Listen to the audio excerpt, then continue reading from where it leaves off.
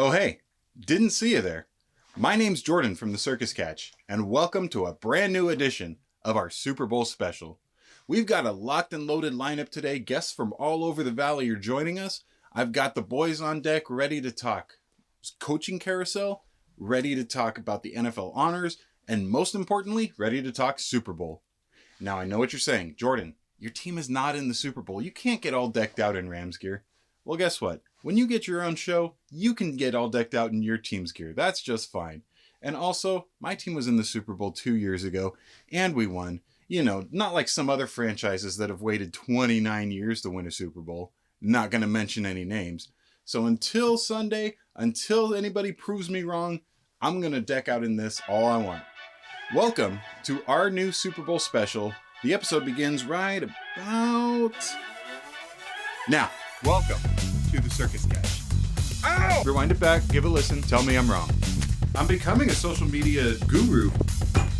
I'm always up for the challenge. Are you kidding me? This is something that you've never seen in the history of golf. Guess who called that one? What more can you say? I am dubbed the Houston player hater. I don't have time to believe. I want that golden sombrero and have the heart of the champion, as some would say. You got butthurt. What is he thinking? Do you remember the bubble? Didn't really look too fancy in my eyes. I do have a couple W's in my belt. Is he the greatest of all time? It is like magic.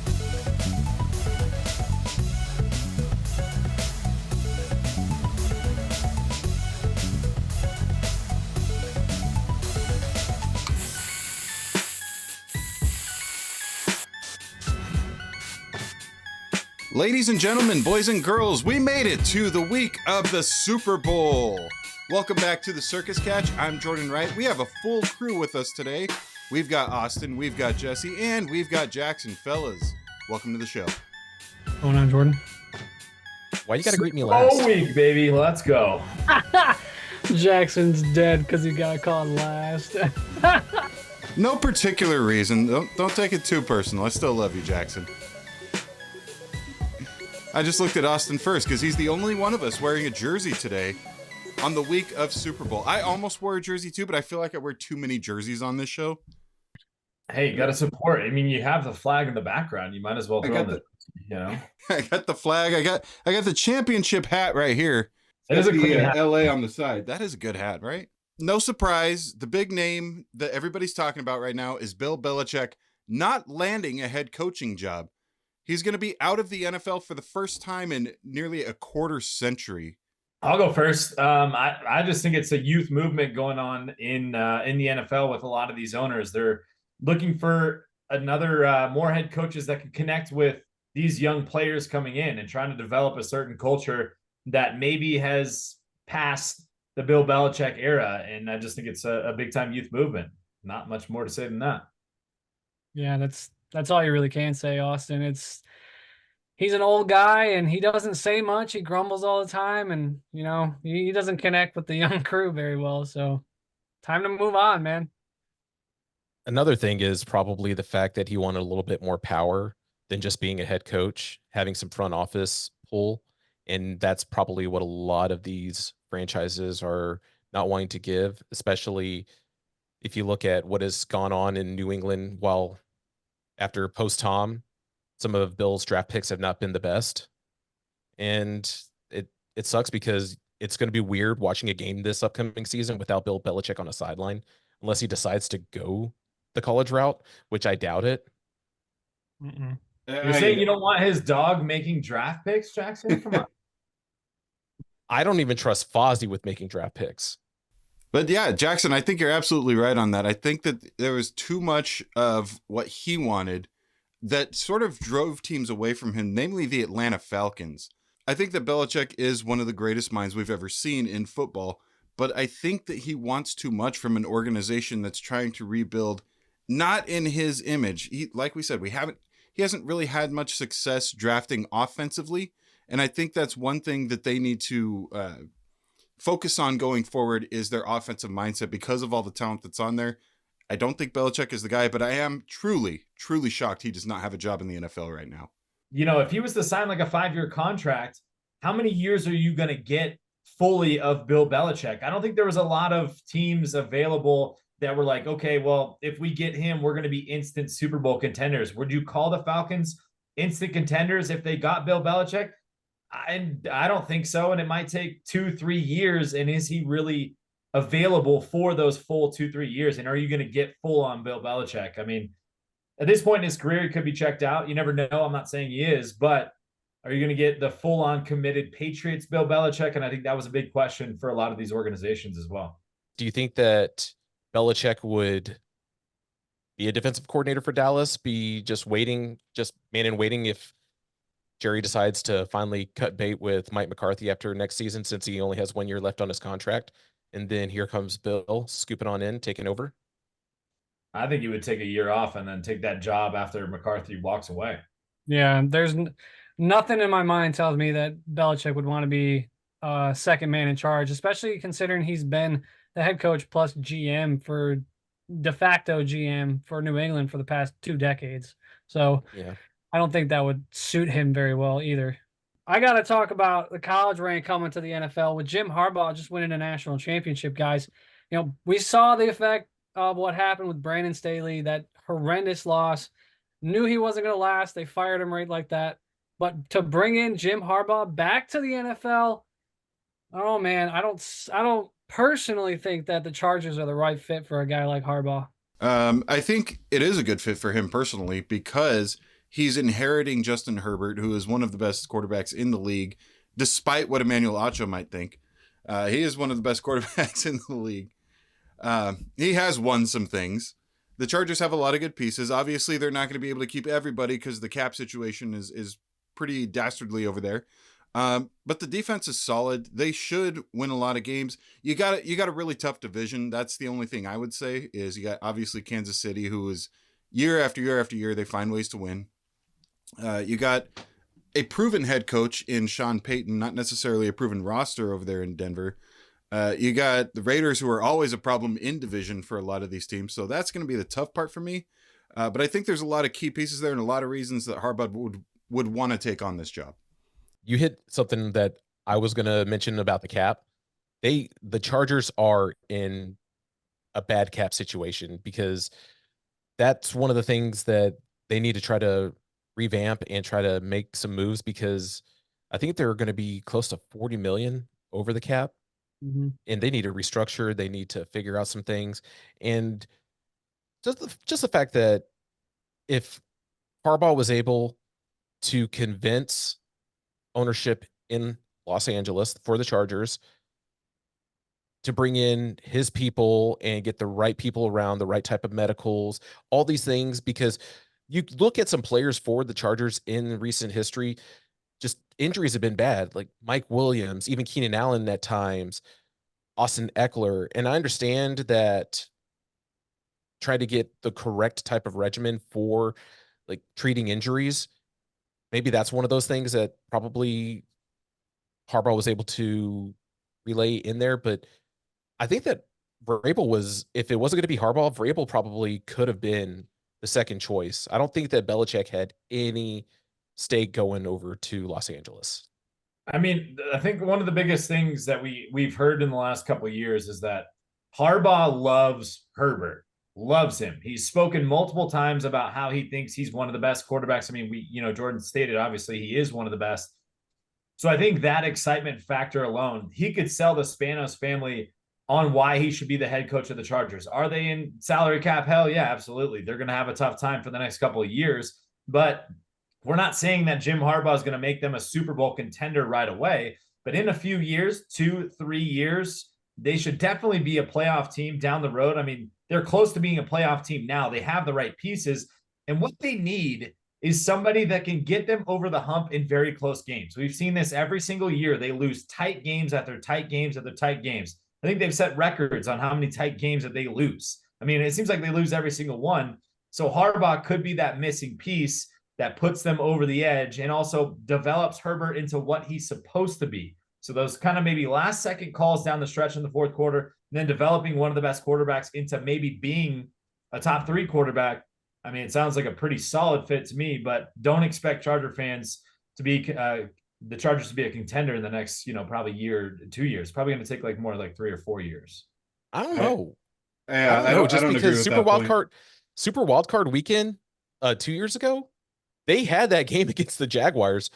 They lost that game. Yeah, but they do it every year. That's my point. I understand that, but they made it to the postseason. Yeah, I still think that they have a good enough roster that they can still make it. Like you said, they're in salary. Like it's a dumpster fire as far as it salary. is. It they're is. not gonna be able to keep everybody. They're not going to have all the same pieces. So does that mean that they're going to still be that same team? No, they're not. So they're going to have to develop either new pieces or bring in some different guys that are going to be paid less. I mean, it's unknown, right? You know, we got to see what happens in the offseason. I don't think Harbaugh leaves Michigan to go to a team that's not going to make the playoffs. I think if they don't at least get to the playoffs next year, it's a massive disappointment. And I get that there's so much going on with the suspension at Michigan and everything, and maybe a lot of people or potential suspension, I should say, all the things that happened there. So maybe that's one of the reasons he left. But I don't think he's even interested in leaving if he's not going to go to a winning situation. Yeah, I disagree with that completely. Yeah, I gotta disagree too. I mean, look at the expectations too. When he joined San Francisco, he won Coach of the Year in his first season. So the expectations for Los Angeles are going to be just like they were with San Francisco. Immediate success, playoff success, right off the bat. I mean, he just won a national championship in college. So the Chargers are going to expect this guy's going to bring us a title very soon, very fast. I just don't think that's a reasonable expectation, but I think that's going to be the expectation for the Chargers organization. That's just my opinion. I just don't see it. And I gotta say, guys, we're not usually this divisive with each other, but this is kind of neat. It's awesome. I love this. Yeah. Well, it's 2-on-2 right now, you know? Yeah. I've been wanting to make this a debate show for so long, but we have so many of the same opinions. Listen. No, I'm not going to do it. Stephen A. Yeah, that was a little bit. One more time. Listen. Look, the baby's about to go to bed. We can't be too loud. Gotta sacrifice sometimes, you know?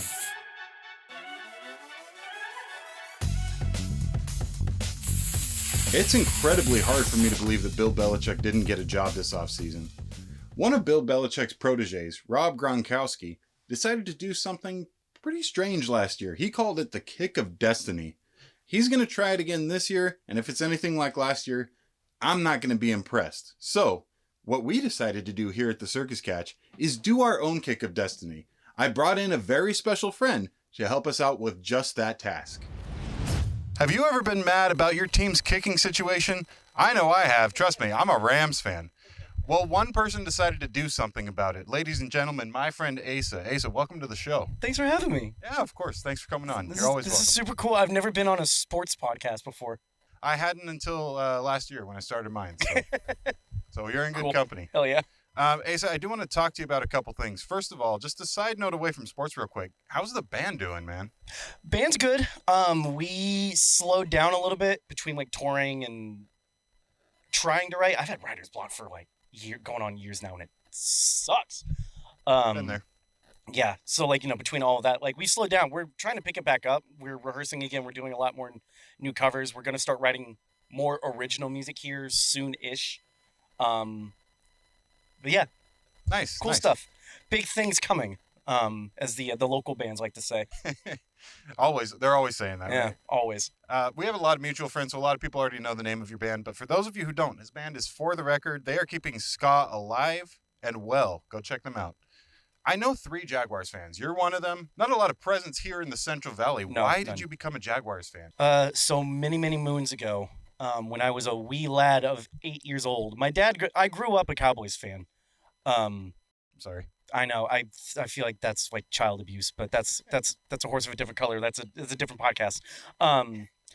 So I was brought up a Cowboys fan, and I flip-flopped a little bit. Like my favorite color is red, obviously. And so I kind of wanted to be a Niners fan for a little bit because they're also red. Yeah, I know that's a whole different color. That's a whole different thing. Sorry, Daniel and Michael and all my other Niner friends. And I was like, whatever. And then, so before Madden bought the license to the NFL and made all them football games, there were multiple football games, and one of them was the Game Day series made by 989 Sports. And it was Game Day 99. It was whichever one that had Terrell Davis. Who's the old running back for the Broncos with John Elway? Yeah, Terrell Davis. It was Terrell Davis, Yeah. yeah. Anyway, so I was just like going through like all the teams because I wanted to find a new team. And I had apparently never seen the color teal before and was like, that's dope. What is a jaguar? Scary cat, like that. And it was also coincidentally the year that they made like the really crazy, like improbable playoff run. Like, beating like in their second season with Mark Brunell, Keenan McCardell, Jimmy Smith, very young Fred Taylor. They their second year as a season beat the John Elway led Broncos, and like their stats were just like crazy, like in the game. And I'm like, hell yeah, hitching my wagon to that. And then I just never stopped because my dad hated it. And I'm like, well, you shouldn't have doubled down. Well, there you go. So video games altered my brain chemistry and just made my mental health dependent on the Jacksonville Jaguars. So there you go. As somebody who also picked the team as a child, I went through a very rough patch being a Rams fan myself. Oh, I would imagine. We did make it back to the mountaintop eventually. But as an adult fan now, how do you feel about the organization and where it's headed? Shad Khan is like a very laissez-faire, like, whatever, dude. Like, I just own the team. Like, you guys go do whatever. I was all in on Doug Peterson, and then him and Press Taylor has to know something about Doug Peterson because like Doug Peterson will not change OCs for anything in the world. Like, part of the reason why he got fired from the Eagles is because Press Taylor was on staff and he wouldn't do anything about him. Like, Eagles brass basically told him, like, either like you both go or like he goes. And he's like, well, I'm gonna go down with the ship. So like he knows state secrets or something. Well, one thing that I know you weren't happy about this year was the kicking game of the Jacksonville Jaguars. Yeah. So, talk to us about what you decided to do about it personally. So, Brian McManus, I'm sure he's a nice man. Hell of a leg. He hit a slump really, really hard. And I was like, this can't be that hard. It can't be. Like, these guys, like, granted, these guys, I spent 1 year playing AYSO soccer and they stuck me in the back because I was loaded up on Pop-Tarts and I didn't want to do anything. That's a true story, by the way. And I'm like, it can't be that hard to not shank a kick this hard. Because, like, if he missed, he sent it out to China or something. And I'm like, it can't be that difficult. So I'm like, I'm going to do it. I'm going to try. I have my old pair of football cleats from high school. These aren't it, but I can kick a football. I own a football. I'm just going to go down to Dick's and go get a kicking tee and just try it. And then I did. And then I ended up having a lot of fun and kept doing it. So, yeah, I kick field goals kind of as a hobby now. A hobby that I hope, pipe dream, but we'll see, like, turns into something, maybe. Well, you never know until you do it, right? Yeah. So here's my challenge to you then. Okay. I'm going to watch you kick a field goal, and we're going to put it on the podcast. Do you think you're ready for that kind of pressure yet? Oh, yeah, let's do it. Let's do it. Let's make it happen. I'm in. All right. Cool. All right, boys and girls, here we are. The Kick of Destiny with Asa. Are you ready to go? Let's do it. Let's get a field goal.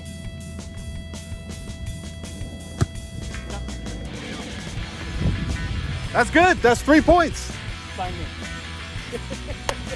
There we go. Asa Waggoner, thank you so much for joining the show. It was a lot of fun. 3 points. D1 Schools, you see this film. Sign him now. Let's do it. Talking to you, Fresno State. Come on, Bulldogs. Let's go.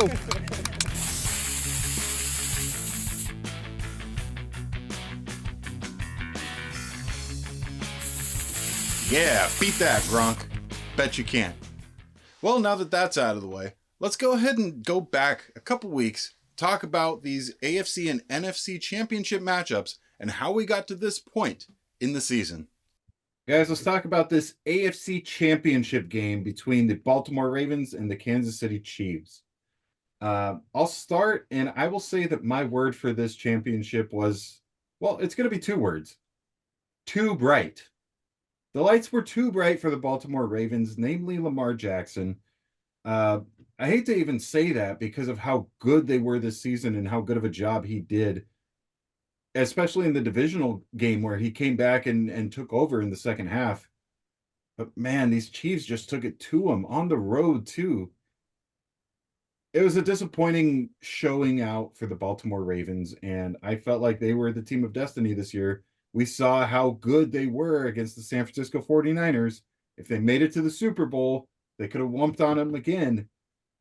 Lights were too bright. Lamar Jackson He's likely to win the MVP, but I don't think he had an MVP style performance in this year's playoffs. Unprepared. That's what I'm going to use. And you don't really hear that when you talk about a Harbaugh coach team, but how do you not rush the football with one of the worst rushing defenses of the teams left in the postseason, if not in the entire NFL? Like, they did not rush the football at all. And then Lamar Jackson was just making some really interesting decisions down the stretch. I mean, we're looking at 3rd and 3s, 3rd and 4s in the fourth quarter. He's got 15 to 20 yards in front of him, and he's trying to force tight balls into windows that he shouldn't be in, and he's throwing interceptions. You got to give your flowers to the defense of the Kansas City Chiefs for knocking out that Flowers football on the goal line. That pretty much killed the entire momentum for the Ravens when they were trying to make a comeback. Guys, look, this is all on the Ravens offense. The defense held them to 68 yards prior to that final drive, where obviously they got some rush yards and then that long pass to end the game. 68 yards. This is not on the Ravens defense. They did everything they could. They held them to 17 points. This is all on Lamar Jackson and the offense being unprepared and the coaching staff being unprepared, facing a Chiefs defense that wasn't really good at rushing the football. Yeah, my word for this one is unfortunately expected. And you guys know I was the only one to pick Kansas City. I was completely shocked, Austin, that you mentioned don't bet against 15, and then you still bet against 15. Granted, like, you're right. Patrick Mahomes didn't win this game for Kansas City. I think Baltimore just straight up lost this game for their own sake. But when it mattered, Mahomes and company got it done against a pretty good Baltimore defense, and it was expected. The Kansas City, year in, year out, back to the Super Bowl, back to the AFC Championship game. It's come to be expected. My word is going to be disappointing. Disappointing that the Ravens couldn't come up with the W. Disappointing that we're seeing the Chiefs dynasty go to another Super Bowl. They were so beloved that it kind of looks like they're turning into a villain now, because you're getting tired of seeing them on your TV screen when the big game comes around. But you have to appreciate greatness whenever it's presented to yourself. It's just one of those things, and I'll just leave it at that. Y'all all said some valid points. Switching gears to the other conference, to the other championship game, let's talk the NFC Championship. Jackson, why don't you start us off with this one? Heartbreak. Early, I liked the decisions to go for it on 4th down, but then there were times that you're questioning, just take the points, just continue to build up that 3-score lead. It's just analytics has been taking over a lot in football now, and sometimes you got to just go with your gut. But I think that's what Dan Campbell is doing, is going with his gut more within the analytics. He wants to rack up the score. And while it worked for him a lot this year, it just didn't work for him in the playoffs. And heartbreak for the Lions fans, and heartbreak for, I guess, you, Jordan, since you have to see the 49ers in another Super Bowl. I think if they lose, it'll be a little bit sweeter than seeing them lose in the NFC Championship, but we'll see. My word is infuriating. You have a chance to tie the game up and get yourself in a position. Granted, I think San Francisco probably goes down the field and scores, but that's beside the point, in my opinion. Take the freaking points. Dan Gamble should not be gambling for the season with the season on the line and that magnitude in that position in the fourth quarter. Just, man, like I told you guys via text when it happened, I think he single-handedly cost this team a chance at going to the Super Bowl. Just infuriating.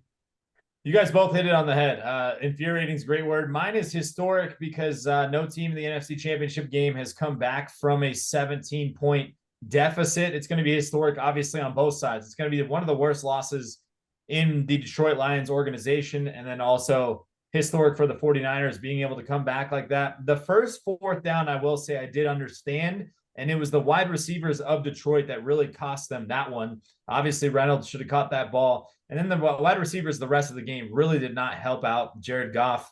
It was frustrating to watch, to be honest. I'm not even a fan of either one of these teams. but historic 17-point comeback, 24-7 for the Lions on, you know, just can't lose that football game. I mean, I understand, you know, just like Jesse said, the 49ers would probably go down and score, but when you have a chance to tie the football game up at 27 after you've already blown one of the biggest leads ever, you got to take the points. So historic. Right along those lines, my word for this one is epic. Let's say for a second, I've never seen a football game. Let's say I have no allegiances. Let's say I don't know what's happened historically with the 49ers and the Lions, where I don't know that the Lions have never been to the Super Bowl, where I don't know that the 49ers are perennially a contender year after year after year.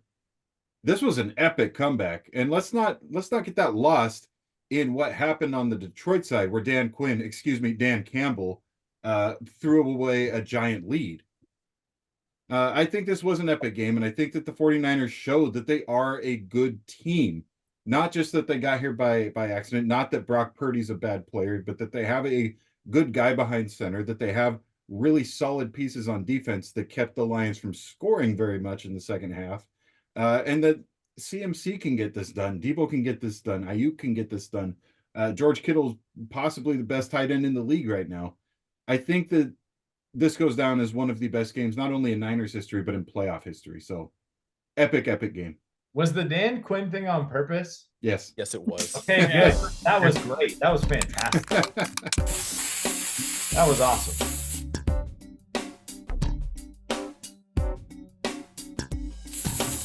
All right, so the Super Bowl's set. From the NFC, we have the San Francisco 49ers, and from the AFC, the Kansas City Chiefs. You know, living in California, I know a lot of 49ers fans, and I know we like to talk smack to each other, but at the end of the day, I think it sharpens our knowledge. Speaking of sharpening knowledge, I brought in a guest to help me out with something, somebody who I've talked many times before about NFL history to see what he remembers from what I've told him in the past. Now, Andre, when I said I wanted a California vibe, I think you got the wrong message. I think you went the wrong direction. I was thinking Southern California, but you got your Bay Area gear on. California is California, man. Yeah, whatever. Yeah, welcome to the show, Andre. Thanks for joining us this week. Thanks. Long time watcher. First time actually doing an interview with you. I can't believe it's taken this long. Since last year, you were in a lot of the intros. In fact, you and I have discussed it. I think the most underrated portion of one of these intros was when we did the playoff party episode, and you came in and you said, guess who just blew off my girlfriend's engagement party? It was a good line. So I've never seen you in that jersey before. That's a pretty cool one. I like that one. Who is it? I just recently got it, probably like a month ago. It's a CMC, baby. There we go. So give us a little bit of background. I know your background about becoming a Niners fan, but what made you want to start rooting for the San Francisco 49ers? It just stems from my childhood. My grandpa is a Niners fan, and I was raised by my grandparents. Growing up during like Joe Montana, John Taylor, Roger Craig, Tom Rathman. That's a little deep cut right there. Jerry Rice, obviously. So how do you feel about the state of the franchise now? Do you like the direction that you guys are heading into the future? Obviously, you're in the Super Bowl now, so you've had a lot of success. But do you think that can be sustained down the road? I just see us going up. We're a young team. The Niners are a young team. I just see them going up, just revitalizing the whole atmosphere and culture, because there was a lot of years when we were down bad. And, we went through a lot of our quarterbacks trying to find the next era to like Steve Young.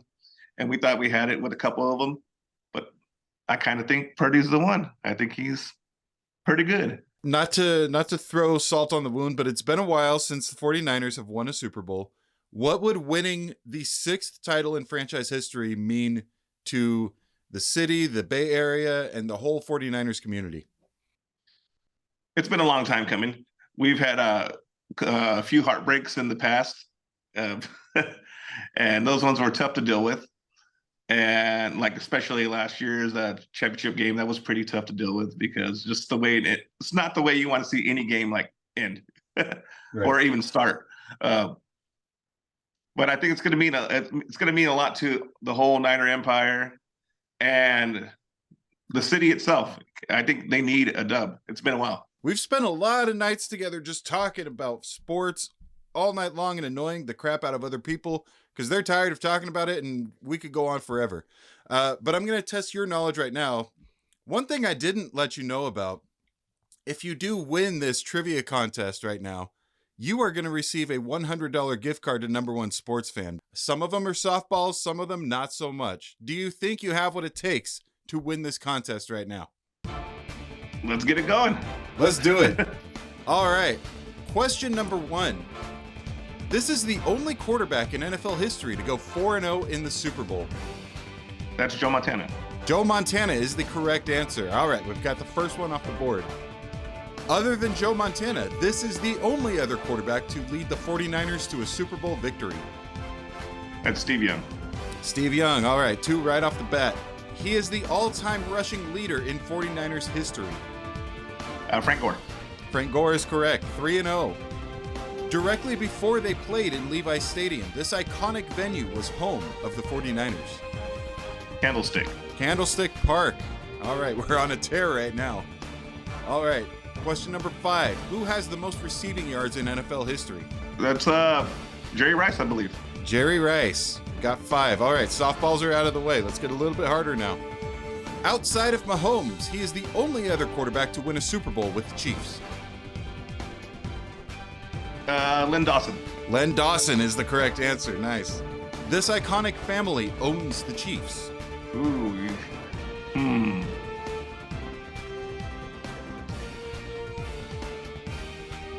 You got me on that one, man. That would be the Hunt family. The heirs of Lamar Hunt. Lamar Hunt, yeah.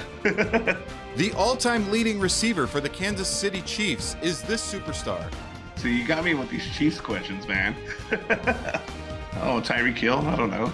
Tyreek Hill is incorrect. The correct answer is Travis Kelce. Oh, that guy. Yeah, that guy that nobody's ever heard of. He's already up there. No, that's crazy. Before they became the Kansas City Chiefs, they were known as this franchise from 1960 to 1962. You got me, dude. I don't know anything about any Chiefs lore or anything like that. That would be the Dallas Texans. How many AFC West titles have the Chiefs won in a row? I'm gonna say 4. The correct answer is actually 8. All right, you're still good. We got 6. We got 10 more questions. So still could do it. Don't worry, we can still pull it out. This defensive player that will suit up for the 49ers on Sunday suited up for the Chiefs 4 years ago in the prequel to this matchup. Travarius Ward. Travarius Ward is correct. All right, we got 7 now. This tight end is the NFL's all-time leader in consecutive starts at the tight end position. I'm gonna say Travis Kelce. Not a bad guess. That is incorrect. The correct answer is Tony Gonzalez. TG was gonna be my next one, dude. Levi Stadium played host to Super Bowl 50, where the Denver Broncos won their 3rd Lombardi against this team. Dude, I'm gonna say the Falcons. That is incorrect. It was actually the Carolina Panthers. I was trying to think which one was. It was a blowout, wasn't it? A defensive blowout. It was pretty nasty. Yeah. They got the best of them. It wasn't close. Like these questions, they got the best. Alrighty, next question. The stadium is named Arrowhead. The field at Arrowhead is named this. You got me, man. This might be the toughest question out of all of them. The answer is Government Employees Health Association, or GEHA Field. This 49ers' 5th and most recent Super Bowl victory against the San Diego Chargers was this Super Bowl number. You got me, man. I'm going to say 28. Oh, it was 29. Oh, man. Oh, it was so close. The Chiefs have lost 2 Super Bowls in franchise history, Super Bowl 55 and this one. I'm going to say Super Bowl 51. That is incorrect. The answer is Super Bowl 1. All right. The 49ers have also lost 2 Super Bowls, Super Bowl 54 and this one. It's 47. I don't know. I can't remember. 47 is the correct answer. Super Bowl 47 against the Baltimore Ravens. All right, so that's 8. So we got 2 more. We got 3 questions. You got to get 2 more correct answers. A lot has been made of Mahomes' 3-0 playoff record against Josh Allen, but he remains 0-2 against this quarterback.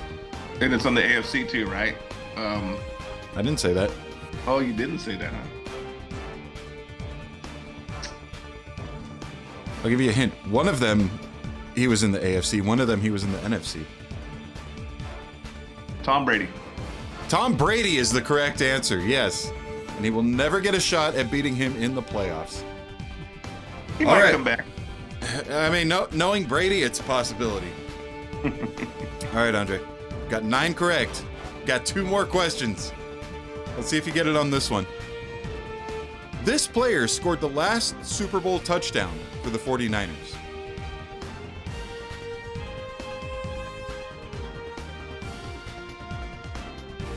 The last Super Bowl touchdown for the 49ers, was it their winning or the last Super Bowl like in general? The last Super Bowl in general, so 4 years ago. Who scored the last touchdown for the Niners? I'll give you a hint. He's no longer on the team, but he is still in the NFL. He had a really killer year this year.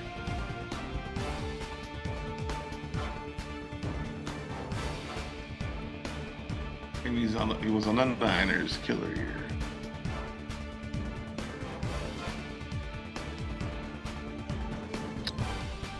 Raheem Mostert. That's correct! All right. Well, shoot. I'm out $100 now. I didn't think you were going to win. That was some tough question, Jordan. That was a good one, huh? Well, Andre, congrats on your gift card. But, you know, it doesn't compare to one of these guys. You know who are getting these guys, though? Quite a few of these young men at the NFL Honors. Let's go ahead and show what our predictions are going into this Thursday's lineup. I do want to start with Defensive Rookie of the Year. Jackson, you've got a dog in this fight. Why don't we start with you? This is going to be biased, but also I do believe that he was able to perform. I'm going with Will Anderson Jr. for the Texans. He's been good off the edge. Him pairing with Jonathan Grenard.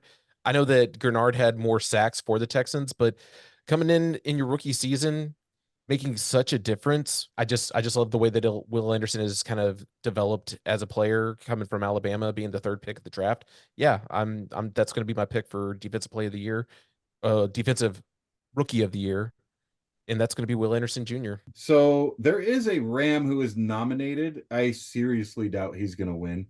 Although I do need to give props to Kobe Turner, the conductor, who actually set a rookie record for sacks in a season, beating out Mr. Aaron Donald. So Kobe Turner is the man. He's going to be great for the Rams for a very long time. But I do think this award comes down to Will Anderson and Jalen Carter. For me, it's tough. It's tough. It's a really close one, but I'm going to go with Jalen Carter for this reason, simply because he is a defensive tackle, not a defensive end. So getting those sacks that he got, he had to work a lot harder than Will Anderson, just based on the fact that that's his position.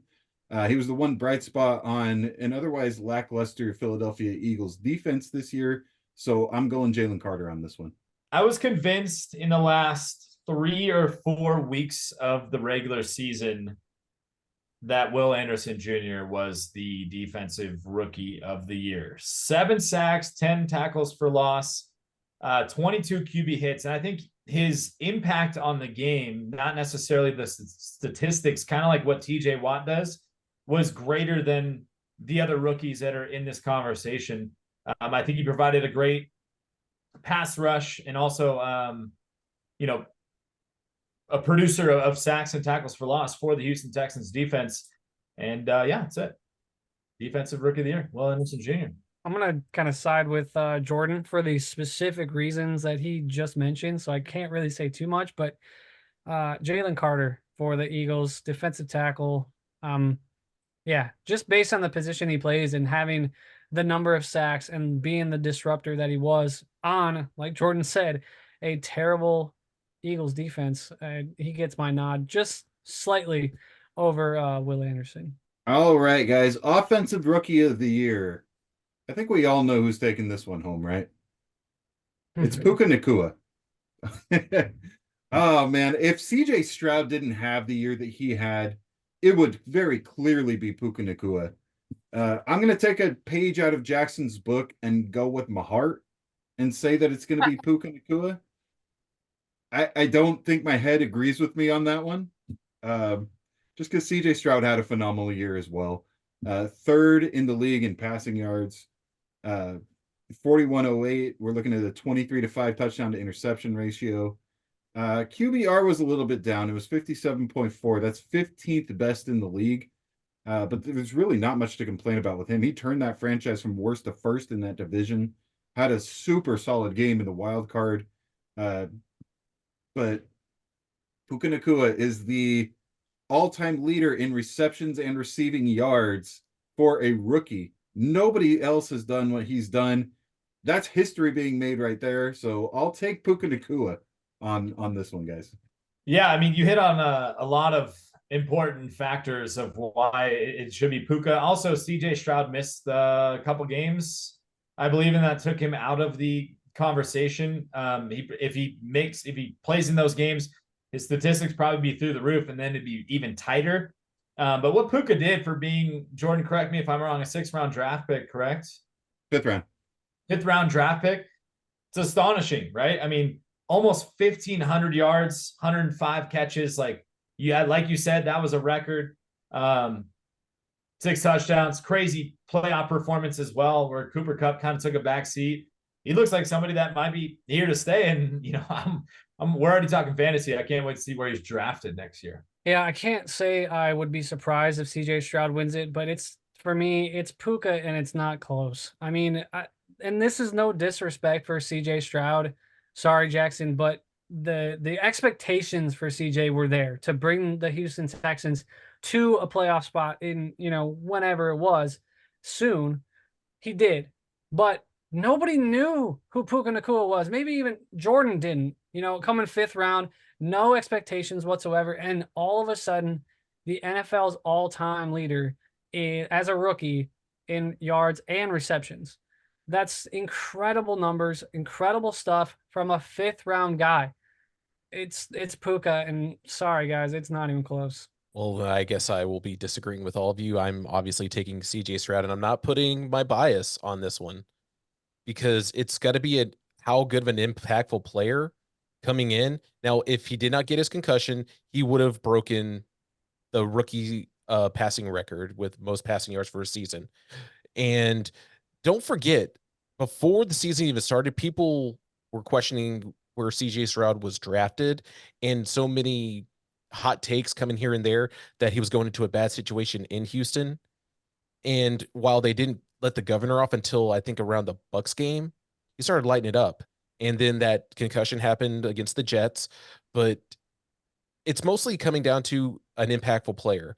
And that's why you're going to have some experts and voters lean towards that, because quarterback is always one of those players, and because they touch the ball the entire game, they will always have the ball in their hands.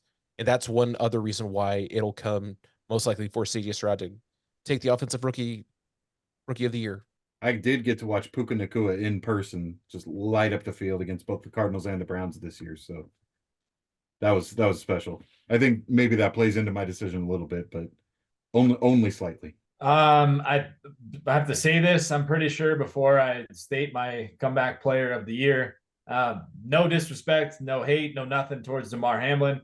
I just don't think that he played enough or had an impact enough to accept the comeback player, not accept, but earn the comeback player of the year award. I do think it goes to Joe Flacco. I mean, we're talking about a guy that was on his couch throwing footballs with his dad and his brother, comes into a Browns, offensive situation, learns the offense quickly, goes on a 4-1 stretch, 13 touchdowns while they were 4-1, leads the Browns to the postseason when I guarantee you a lot of their fans thought when Deshaun Watson went down that they weren't going to go anywhere. It's got to be Joe Flacco, considering he was out of the league and not on another team. Comeback player of the year, Jack Flacco. That's what I call him. Joe Flacco, obviously. This one's hard for me because, Austin, you're right. It's just the guy was inactive. DeMar Hamlin. Yeah, I got to go with Joe Flacco too, just because DeMar just didn't have the numbers or the, the consistent play to warrant getting comeback player of the year. He came back from dying. Yes, I'm grateful he's still alive.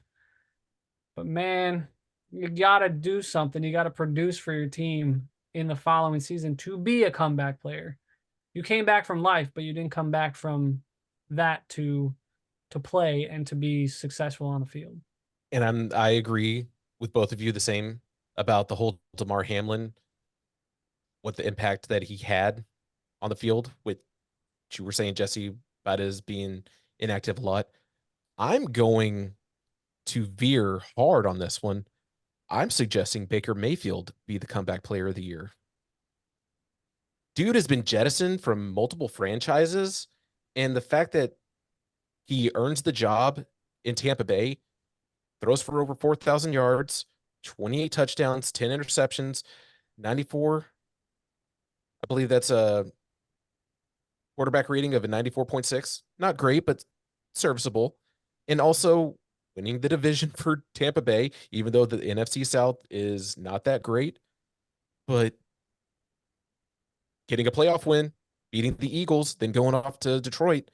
Baker Mayfield continuing to be jettisoned from teams and multiple teams in back-to-back seasons and having to learn a lot of different playbooks.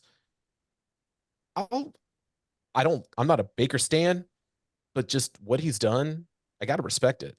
So for me, I totally understand where you guys are coming from. All three of those takes are really good takes. And I don't want to say this with too much emotion because it's not an emotion-based award, but I think that it is more impressive to potentially come back from something that was life-threatening to end up back on the field. So for that reason, I do have to say DeMar Hamlin. No disrespect to Joe Flacco, no disrespect to Baker Mayfield, but the man almost lost his life. His heart stopped on the field. And to go from that, not only to live, not only to make it back to having an NFL contract, but then to go back onto the field, suit up, and play despite not having much of an impact. I think that speaks a little bit more to what the essence of comeback player of the year is than with Joe Flacco, who, again, no disrespect, had a great turnaround, but keep this in mind. September, October, and November, Joe Flacco was not on the field. We're talking about strictly what we saw in December and then the collapse in January.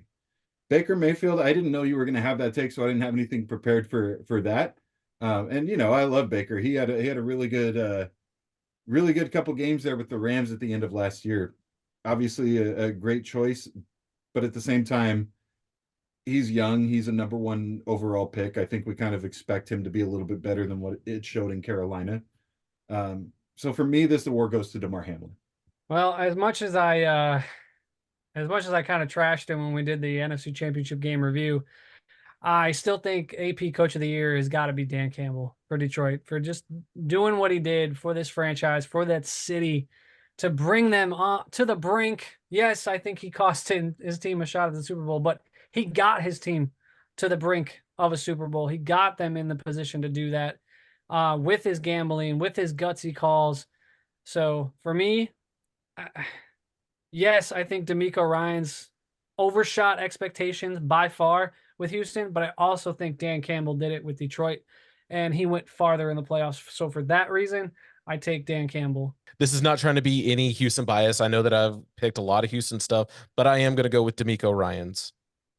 Say what you will, leading them to an AFC South championship, even matching the amount of wins that they've had from 2020, 2021, and 2022, including the playoffs. It's just ridiculous turnaround with the Texans. I just think that D'Amico has done a great job getting the right people around him and starting to build something amazing down here in Houston. This is probably the most stacked that I've ever seen a Coach of the Year list of candidates. You've obviously got Dan Campbell and D'Amico Ryans and Kevin Stefanski. But you could throw a lot of dark horse candidates in there, like Sean McVay, John Harbaugh, Shane Steichen even could be on that list. But I'm going to agree with Jackson on this one. I am going to go with D'Amico Ryans. Rookie head coach, never done this before. We think when Dan Campbell, back when he was first a head coach, barely won a game. And for D'Amico Ryans to do this, I understand that he got a bunch of picks this year. He got Will Anderson, he got CJ Stroud, but he had no experience going into this. And for them to get as far as they did, I think that he's got this one. I'm right there with you. These awards are mainly, the regular season awards, right? And I think Dan Campbell is well deserving of this award. But we kind of saw a piece of the Lions last year of what maybe the potential they could be. For all the reasons that you guys stated, it's tough for me to go last, obviously, but D'Amico Ryans, turning around the organization, 10-7, division winner, playoff run, developing CJ Stroud quickly. I mean, we saw certain videos, at least I did, of him talking with certain defensive players when they're mic'd up on the sidelines, basically telling them exactly what's about to happen on defense. And then their linebackers going out and making plays and getting interceptions. It's the culture he brings to Houston. And I think he's doing a great job of turning that organization around. And he deserves Coach of the Year for sure. For me, Offensive Player of the Year obviously should be Christian McCaffrey.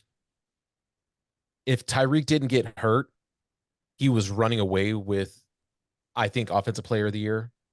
But the fact that durability is also one of those things you have to consider, and the fact that Christian McCaffrey, CMC, was more durable than Tyreek Hill this year, and that's where I'm going to stand on Christian McCaffrey walking away with Offensive Player of the Year. Yeah, I got to agree with you. It's going to be Christian McCaffrey for me.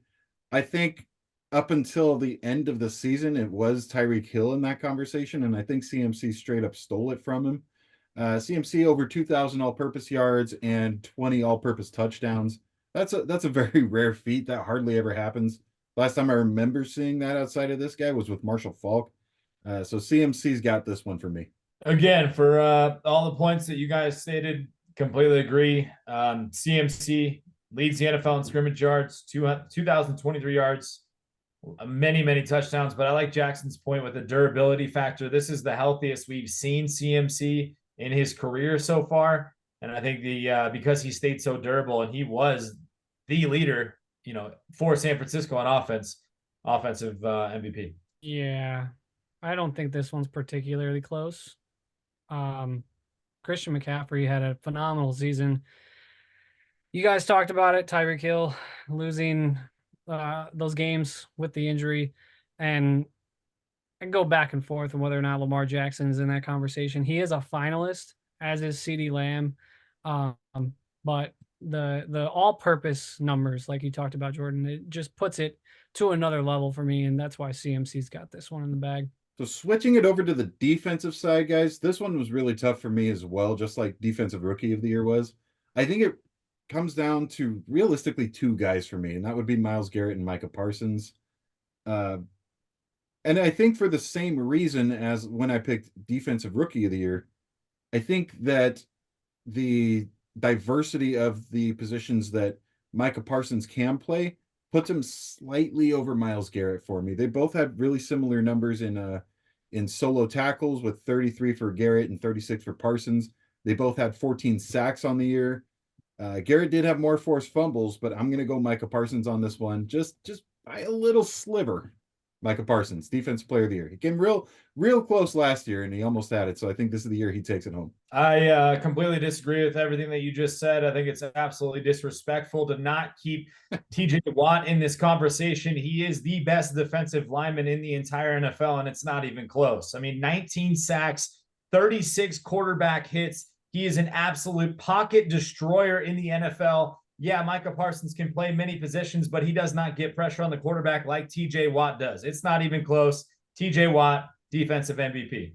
Yeah, Jordan, I got to go with Austin on this one. TJ Watt, the numbers that he puts up, the pressure he puts up on the quarterback, it's just unprecedented with the style of play that he has. Yeah, the injury sucks, and that maybe takes away from the thought process for the finalists that are here. Because if he doesn't get hurt at the end of the season right there, I think that game against Buffalo is a little closer. But it's not particularly close for me. It's TJ and then Mike a distant second. I agree with Austin. I agree with Jesse. I'm going with TJ Watt as well. What were you talking about whenever we were having the defensive rookie of the year conversation? A disruptor. That's what TJ Watt is. You heard the stats. I don't need to repeat them. It's TJ Watt. TJ Watt has just been so dominant the last 2 seasons on the defensive side. And while I do love Micah Parsons, he'll get his flowers soon. But TJ Watt just shows you how much of a disruptor, because Micah Parsons was quiet a little bit later in the year. All right, guys, we've come down to the final award. Most valuable player. Austin, what do you think on this one? This one's pretty easy for me. I don't think it was that hard. A regular season award. We're not talking about postseason. We're not letting those emotions of things that happened in the last few weeks, affect our mindset here. Almost every year it's Patrick Mahomes, right? It's not this year. It's MVP goes to Lamar Jackson. I don't think it's that close. I mean, almost 4,500 yards. Absolutely insane. NFL best, 13-4, where the Ravens absolutely dominated teams on the road and at home. And the ability of that he has to make the impact he does for that Ravens offense with the rookie wide receiver core. I know they signed Odell, and he had Mark Andrews, who also got hurt too. But what he does, most valuable player, most valuable asset to their team, I think it's Lamar Jackson. I have a couple stats right here, or just like past winners. And since 2000, only 1, 2, 3, 4 running backs have won the award for most valuable player. You have Marshall Faulk, Sean Alexander, LaDainian Tomlinson, Adrian Peterson. And you even mentioned this earlier, all-purpose yards comparable to Marshall Faulk. That was his 2000 year. Christian McCaffrey should be in consideration for MVP, but since we've already given it to him as offensive player, that's what the award has turned into now for most valuable player. It turns into the quarterback award.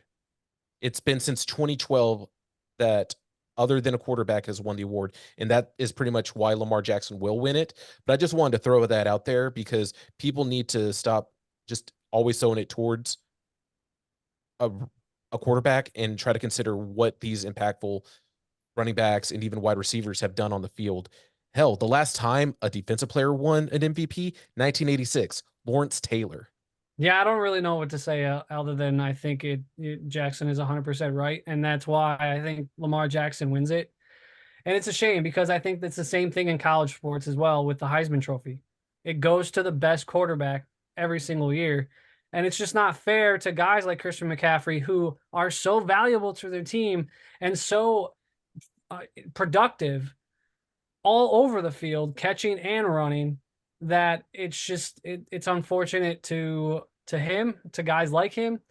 So, I want Christian to win it, but it definitely looks like it's going to be Lamar. Yeah, I will agree with you guys on that point that this shouldn't just be a quarterback award. It ends up that's all we're seeing. Jackson, like you said, 2012 with Adrian Peterson's last time we saw anything happen outside of that. With the 49ers, although Christian McCaffrey has put up god tier numbers, I think that the Ravens suffer so much if they don't have Lamar Jackson, and that's why I think he's going to win MVP. I think that the 49ers would still be a good organization if they didn't have McCaffrey, and they were before they brought him in. I don't know if they reached the Super Bowl without him, but I think that they have so many assets on that team, whereas the Ravens, it's clearly Lamar Jackson a few tiers above the next best guys on that team. That being said, I don't know if Lamar Jackson really deserves the award as a quarterback. I think that there was another quarterback that had a really good year too, and his name is Dakota Prescott. He's not going to win it. It's going to be Lamar, and I'm not going with my heart on that one. I'm going with my head. You talked about how Lamar Jackson had almost 4,500 all-purpose yards. Well, Dak Prescott had over 4,500 just passing yards, not even including his rushing. Lamar Jackson's touchdown to interception ratio was 24-7. Dak's was 36-9. He brought the interceptions way, way down on that one. Fourth best QBR went to Lamar Jackson. Second best QBR went to Dak Prescott. Anyways, Lamar Jackson is my MVP this year, but I think that it was actually pretty close with Dak being in a close second.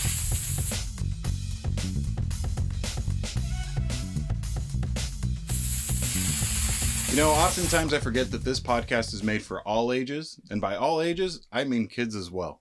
My kids watch my podcast and they've asked me for a long time, when are they going to get on? When is Dad going to interview them?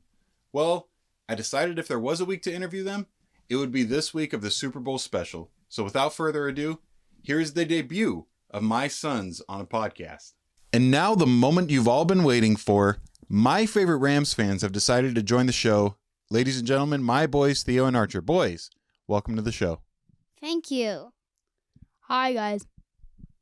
Now, guys, I was really honored that you would ask to come on because you guys have an even bigger YouTube following than I do. So I really appreciate you taking time out of your very busy schedules to come check this out. Now, I do have to ask, boys, when the Rams went to the Super Bowl in Super Bowl 56, how was that experience for you guys? So good. It was amazing. It was amazing. Getting to watch the Rams win as a kid, that's a tradition that I carried on to you guys. I got to watch them win when I was a kid, when Kurt Warner was quarterback, and now you guys got to watch Matthew Stafford take his crew there. Both of you guys went to your very first Rams game this year. Archer, I'll start with you. You went with me to the Rams-Cardinals game. Go ahead and talk about that one. It was so good. I'm so glad the Rams beat the Cardinals. It wasn't even close, huh? It wasn't even close. What was your favorite part about going to SoFi Stadium? The place where it's like a playground. The place where it's like a playground? Who did you meet there? The Rams, The mascot? yeah. The Rams mascot, Rampage. Archer got to meet him. That was great. Theodore, I'll go ahead and I'll go with you now. We went a little later in the year. We went to go watch the Browns against the Rams, and we did watch the Rams get a win in that game as well. Go ahead and talk about your experience at SoFi that week. It was very amazing. I'm glad that the Rams won. It's the same as Marcher. What was your favorite part about going to the stadium? Because it was fun, and I'm glad I got to go with you. Oh, thank you. I'm glad I got to go with you too. Boys, before I let you go, I need you to tell me who your favorite players are. I think I can guess Archer's. Cooper Cup. Cooper Kupp. That's a good one. He's got the jersey on and everything. Theo, who's your favorite player? Aaron Donald. Aaron Donald? That's my favorite player too. My favorite current player, I should say. Well, boys, I think those are really good picks. Now, I need you to tell me one thing. The Kansas City Chiefs and the San Francisco 49ers are playing in the Super Bowl. Who's going to win? The Kansas City Chiefs. Kansas City. 100%. Wow, there's not a lot of love for the 49ers in this room. Boys, thank you so much for coming on. One last thing before you go. On the count of three, I need you to tell me who the best team in the NFL is. Ready? 1, 2, 3. Rams! Good answers. All right, boys, I love you. Thank you so much. Now go get ready for bed. Hurry up. Go, go, go, go, go. Well, boys and girls, we're coming up to the end of the show. Let's find out what our panel thinks about who's going to win this year's Super Bowl. Well, Jordan, wasn't really looking forward to the Super Bowl. Later in on our picks, I was nowhere near predicting this Super Bowl, but I'm going to continue to be the one who will go against 15. I think it will be a moderately good scoring game. Looking back at the last time these two went head-to-head in the Super Bowl, obviously the Chiefs won 31-20. I think it will be closer. I'm going to say this time around, it's going to be 27-24 in San Francisco coming out on top. If a Kyle Shanahan offense can actually produce points in the fourth quarter, I think that they will run away with this. I will say 27-24 San Francisco over Kansas City. I already said it once. Not betting against 15, probably ever again. I think the 49ers defense was exposed heavily against the Detroit Lions last week.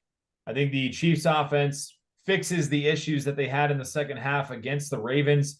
Their defense does a great job at getting pressure on Brock Purdy. They don't have to worry about him escaping as much as Lamar does. Yes, I know Brock Purdy can use his legs, but I do think the defensive line gets pressure on them. Kelsey, another monster game. Guy always finds out how to get open, score touchdowns, especially in playoff games. Look at the year he had and then what he does in the postseason to step up. It's absolutely insanity. I got the Chiefs winning this one. Close game, great game. I'm going to flip it on Jackson. I think the Chiefs actually run away with this one. 31-21 Chiefs, another Super Bowl. I'll make this short and sweet. 34-20. I think, just like Austin said, I think San Francisco was exposed against Detroit, and I will not be betting against Patrick Mahomes. I talked about it earlier. I was shocked that you did it, Austin, and that's just it. I think Kansas City is destined for another Super Bowl, and it's coming down to him finding Kelsey and getting the job done offensively. No matter how many points their defense gives up, 15 is going to get in the end zone.